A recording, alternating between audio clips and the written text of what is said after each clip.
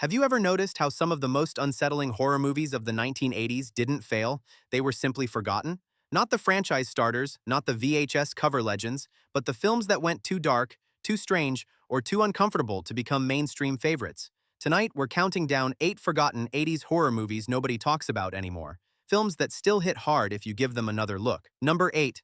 The Burning, 1981. When people talk about summer camp slashers, the conversation always drifts toward the obvious titles, and The Burning gets left behind unfairly.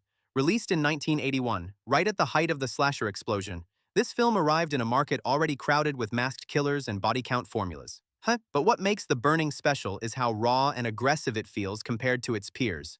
The story revolves around Cropsey, a former camp caretaker horrifically burned in a prank gone wrong, who returns years later to exact brutal revenge on a new generation of campers. It's a familiar setup, but the execution is anything but routine. The violence is meaner, the atmosphere crueler, and the kills more visceral than many slashers that achieved greater fame. A notorious raft massacre scene still stands as one of the most shocking moments of early 80s horror. Behind the scenes, the film quietly shaped Hollywood. Early work from names like Jason Alexander and Fisher Stevens appears here, while makeup effects by Tom Savini give the film a physical, painful quality that later slashers often softened. Yet The Burning was overshadowed by bigger franchises and moral panic around violent movies, which pushed it into the background. Today, it plays like a stripped-down, merciless reminder of how nasty early slashers could be before sequels turned the genre cartoonish. It didn't become a franchise, it didn't spawn merchandise, and that's exactly why it feels so pure and so forgotten. Number 7. Alone in the Dark, 1982. Alone in the Dark is one of those horror films that feels wrong in a way audiences weren't ready for in 1982. On paper, it looks like another slasher. In reality, it's colder, more grounded, and deeply unsettling. Instead of teenagers running from a single masked killer, the film follows a group of escaped psychiatric patients stalking a doctor they blame for their confinement. What sets this movie apart is its tone. There's no winking humor, no supernatural excuse, and no sense of safety. The killers are human and disturbingly rational. Even more shocking is the cast. Veteran actors known for respectable roles portray the villains, lending the film a sense of legitimacy that makes the violence feel closer to real life than fantasy. At the time, audiences didn't know what to do with it. It wasn't flashy enough to compete with franchise slashers, and it wasn't artsy enough to be embraced as psychological horror. Marketing sold it as something it wasn't, and the film quietly disappeared. Rewatching it now, Alone in the Dark feels ahead of its time. Its home invasion structure, bleak worldview, and emphasis on mental instability over gimmicks anticipate later prestige horror trends. It's not fun, it's not comforting, and that's precisely why it slipped through the cracks and why it deserves rediscovery. Number 6. Next of Kin, 1982. Few people even realize Next of Kin exists, which is astonishing given how beautifully crafted it is. Released in 1982 from Australia, this film blends psychological horror, giallo-style visuals, and slow-burn dread into something quietly hypnotic. There are no jump-scare gimmicks here, only creeping unease that tightens scene by scene. The story centers on a young woman who inherits a remote nursing home after her mother's death. As residents begin dying under suspicious circumstances, memories blur with hallucinations, and the past starts bleeding into the present. The film uses dream imagery, distorted sound design, and lingering camera movements to create an atmosphere where nothing feels stable. At the time, it suffered from terrible distribution and almost no promotion. Without a recognizable star or an easy genre hook, it vanished internationally. But horror scholars and cinephiles now recognize it as one of the most sophisticated horror films of the early 80s, a movie that trusts silence more than screams. Watching Next of Kin today feels like discovering a lost film school masterpiece hiding inside a horror shell. It's elegant, disturbing, and emotionally bleak, and because it never screamed for attention, it quietly became one of the decade's most overlooked nightmares.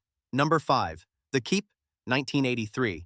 The Keep is one of the strangest casualties of 1980s studio filmmaking, a horror film directed by a major stylist, based on a popular novel, with a legendary electronic score, and yet somehow erased from mainstream memory. Released in 1983, it arrived burdened by production trouble, studio interference, and expectations it was never allowed to fulfill. Set during World War II, the story unfolds in a remote Romanian fortress where Nazi soldiers awaken an ancient, unknowable evil. This isn't a traditional monster movie. The horror is abstract, architectural, and deeply atmospheric.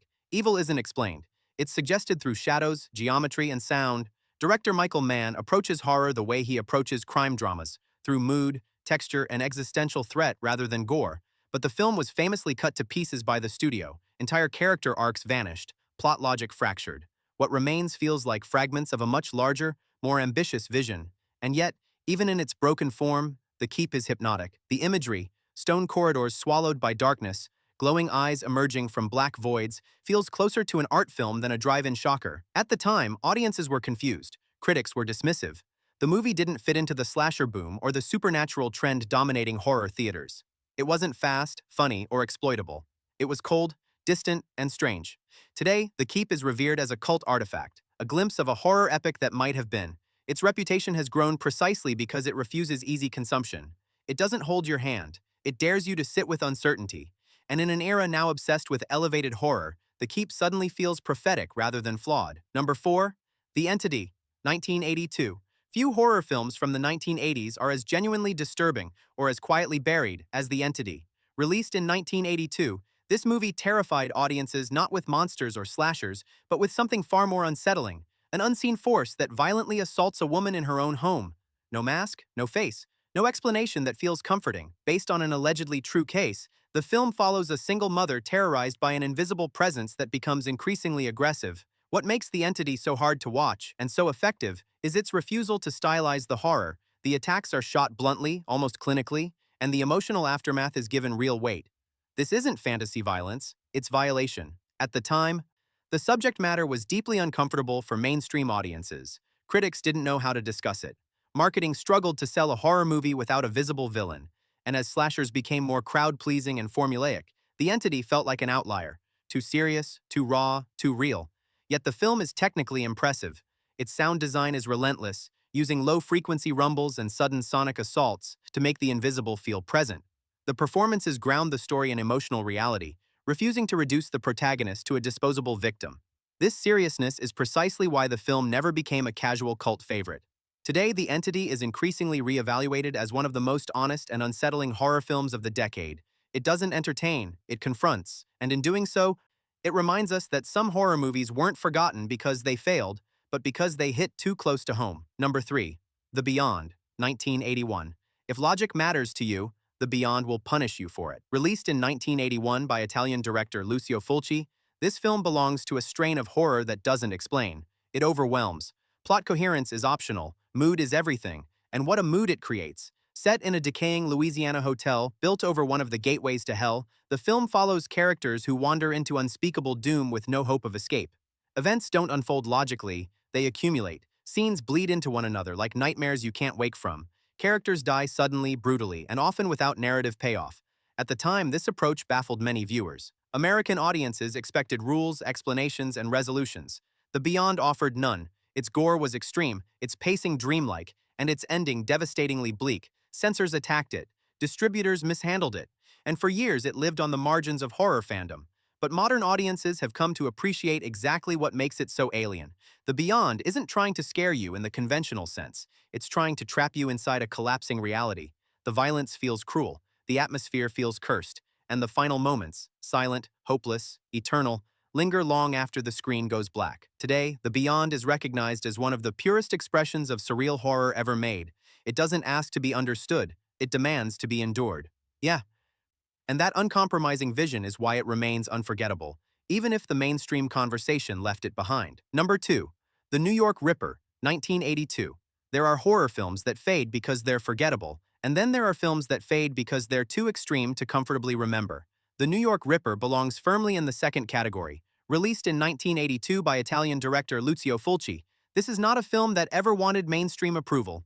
It wanted to shock, provoke, and unsettle, and it succeeded so thoroughly that it effectively erased itself from polite horror conversation for decades. Set in a grimy, pre-gentrification New York City, the film follows a serial killer who targets women with sadistic brutality, taunting police with obscene phone calls spoken in a bizarre, childlike voice.